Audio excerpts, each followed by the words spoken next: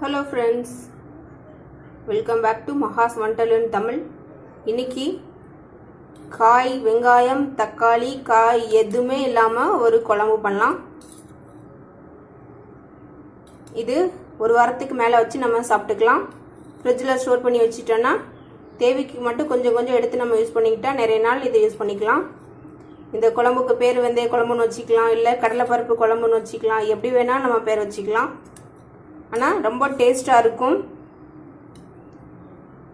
சூடான சாதத்தில் ஒரு ஸ்பூன் நெய்யோ இல்லை நல்லெண்ணெய்யோ விட்டுட்டு இவ்வளோதான் போதும், ஒரு தட்டு சாதம் நம்ம பிணைஞ்சிடலாம். அவ்வளோ சூப்பராக இருக்கும். சாம்பார் இல்லை வேறு இது மாதிரி நிறைய குழம்பு இதுக்கு தேவையில்லை. பாருங்கள், இவ்வளோ குழம்பு போதும். நிறைய சாதம் பிணைஞ்சு சாப்பிட்றலாம். குவான்டிட்டி ரொம்ப கம்மியாக பிடிக்கும். ரொம்ப சூப்பராக இருக்கும் இந்த குழம்பு.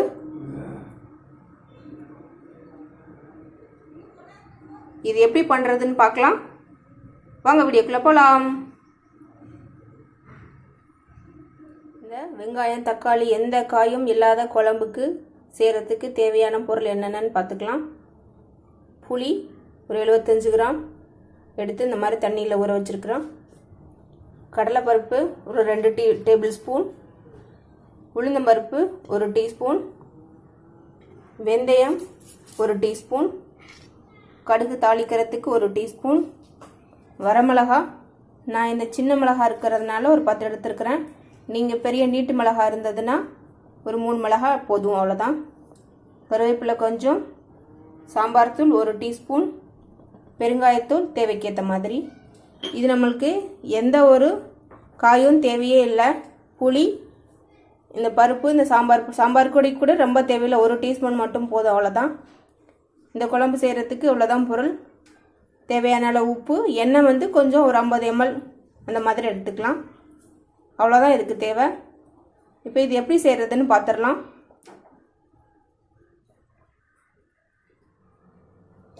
கேஸ் ஆன் பண்ணி 50 ml நான் கடாய் வச்சு அதில் ஊற்றிருக்கிறேன்.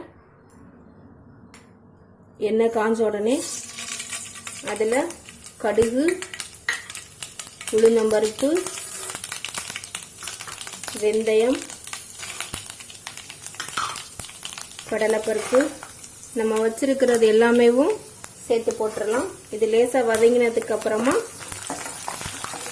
நம்ம காஞ்ச மிளகாய் கருவேப்பிலை போட்டுக்கலாம். இந்த பொன்னிறமாக வரணும் பருப்பு. இது இந்த குழம்பு நம்ம ஒரு வாரத்துக்கு வச்சுக்கலாம். ஃப்ரிட்ஜில் வச்சுருந்தா கூட கொஞ்ச நாளைக்கே நம்ம வச்சு சாப்பிட்டுக்கலாம். மற்ற குழம்புங்க சாம்பார் காரெலாம் ரொம்ப தேவையில்லை. இது கொஞ்சம் குழம்பு ஊற்றி ஒரு கரண்டி ஊற்றினாவே நிறைய நம்ம சாதம் பிறந்து சாப்பிட்டுக்கலாம். சூடான சாதத்தில் இந்த ஒரு குழம்பு ஒரு கரண்டி விட்டு ஒரு ஸ்பூன் நெய் விட்டு சாப்பிட்டீங்க பாருங்கள், அவ்வளோ டேஸ்ட்டாக இருக்கும். இதுக்கு காம்பினேஷன் நீங்கள் பருப்பு வச்சு பொரியல் செய்வோம் இல்லையா, அந்த பொரியல் இதுக்கு காம்பினேஷன் சூப்பராக இருக்கும். பொரியல் இல்லாமல் அப்பளம், நம்ம வடகம், கூழ் வத்தல் இதெல்லாம் செய்வோம் இல்லையா, அதுவும் இதுக்கு நல்ல காம்பினேஷன். இது அது மாதிரி நீங்கள் லஞ்ச் பாக்ஸ் கொடுத்து விடுறதுக்கோ எவ்வளோ நேரம் ஆனாலும் இது கெட்டு போகாது. இது பொன்னிறமாக ஆயிடுச்சு பாருங்கள். இப்போ நம்ம இதில் கருவேப்பிலை, வத்தல் சேர்த்துக்கலாம். சேர்த்ததுக்கப்புறம் சாம்பார் தூள் கொஞ்சம் சேர்த்துக்கலாம். ரொம்ப வேண்டாம், ஒரு ஸ்பூன் மட்டும் போதும். நான் எடுத்துகிற அளவுக்கு போதும். உங்களோட ஃபேமிலிக்கு ஏற்ற மாதிரி போட்டுக்கோங்க. நீங்கள் மெம்பர்ஸ் ஜாஸ்தியாக இருந்தால் இதை அப்படியே டபுளாக பண்ணிக்கோங்க, அவ்வளோதான். இது வதங்கினோடனே நம்ம எடுத்த புளி தண்ணியை இந்த மாதிரி கரைச்சி வச்சிருக்கிறேன், இதை ஊற்றிடலாம்.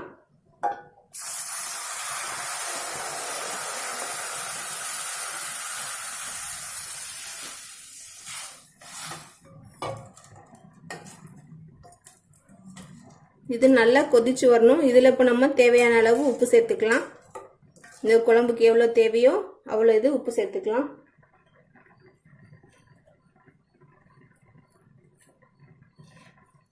நம்ம செக் பண்ணிட்டு கூட திருப்பி சேர்த்துக்கலாம் வேணும்னா. அவ்வளோதான். இது இப்போ நம்ம எண்ணெய் ஊற்றிருக்கிறதெல்லாம் பிரிஞ்சு வரணும் நல்லா. அவ்வளோதான், கொதிச்சு வரட்டும். இதில் கொஞ்சம் பெருங்காயத்தூள் சேர்த்துக்கலாம். நம்ம தாளிக்கிறோம் இல்லையா, அப்பயே கூட போட்டுக்கலாம்.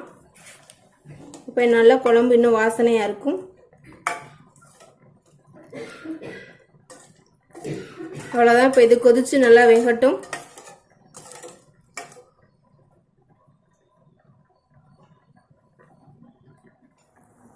பாருங்க, நல்லா கொதிச்சு வெந்துட்டுருக்குது.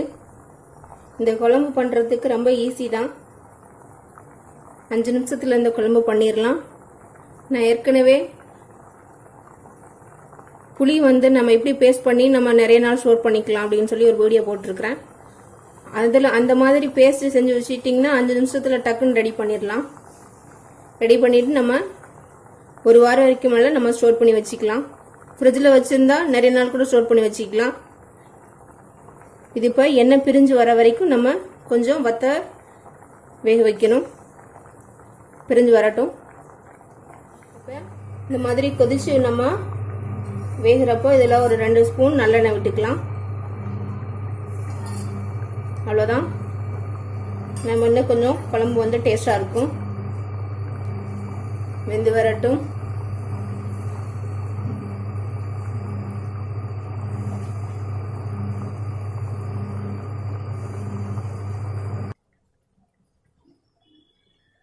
ஓப்பன் பண்ணி பார்க்கலாம். பாருங்கள், எண்ணெய் நம்ம ஊற்றுற எண்ணெயெல்லாம் பிரிஞ்சு வந்துடுச்சு. குழம்பு நம்மளுக்கு ரெடி ஆயிடுச்சு. அவ்வளோதான், போதும், ஆஃப் பண்ணிடலாம். இதை இப்போ வேற ஒரு பாத்திரத்துக்கு மாற்றிடலாம். பாருங்கள், வேற பாத்திரத்துக்கு சர்விங் பவுலுக்கு மாற்றியாச்சு. நம்மளோட குழம்பு ரெடி ஆயிடுச்சு. இதை இப்போ எங்கள் ஃபேமிலிக்கு ஏற்ற மாதிரி நான் ரெடி பண்ணி வச்சுருக்கிறேன். நீங்கள் உங்கள் ஃபேமிலிக்கு ஏற்ற மாதிரி குவான்டிட்டி எவ்வளோ தேவையோ அவ்வளோக்கு நீங்கள் ரெடி பண்ணி வச்சுக்கோங்க. இது நம்ம வெளியில் வச்சுருந்தாலும் ஒன்றும் செய்யாது. ஃப்ரிட்ஜுக்குள்ளே வச்சு நம்ம நிறைய நீங்கள் செஞ்சு வச்சிட்டிங்கன்னா ஃப்ரிட்ஜுக்குள்ளே வச்சுட்டு அப்பப்போ தேவைப்படுறப்போ எவ்வளோ நம்ம சாப்பிட்றதுக்கு தேவைப்படுறப்ப ஒரு சின்ன கிண்ணத்தில் நம்ம பாத்திரத்தில் எடுத்து வச்சு சாப்பிட்டுக்கலாம். இது நிறைய நாளுக்கு இது வரும். நம்ம எந்த காயும் யூஸ் பண்ணாமல், வெங்காயம், தக்காளி, தேங்காய், வேறு எந்த காயும் யூஸ் பண்ணாமல் இது ஒரு குழம்பு ரொம்பவே டேஸ்ட்டாக இருக்கும். சூடான சாதத்தில் 1 ஸ்பூன் எண்ணெய் இல்லை நல்லெண்ணெய் விட்டு சாப்பிட்டு பாருங்கள், அவ்வளோ சூப்பராக இருக்கும். இதுக்கு காம்பினேஷன் பருப்பு வச்ச பொரியல், அப்பளம், வத்தல் அந்த மாதிரி எதாவது வச்சு சாப்பிட்டுக்கலாம். ரொம்பவே சூப்பராக இருக்கும். ஃப்ரெண்ட்ஸ், நீங்களும் இதை ட்ரை பண்ணி பாருங்கள். எப்படி இருக்குன்னு எனக்கு சொல்லுங்கள். பாய் ஃப்ரெண்ட்ஸ், நான் அடுத்த வீடியோவில் வேற ஒரு ரெசிபியோடு உங்களை பார்க்குறேன். பாய்.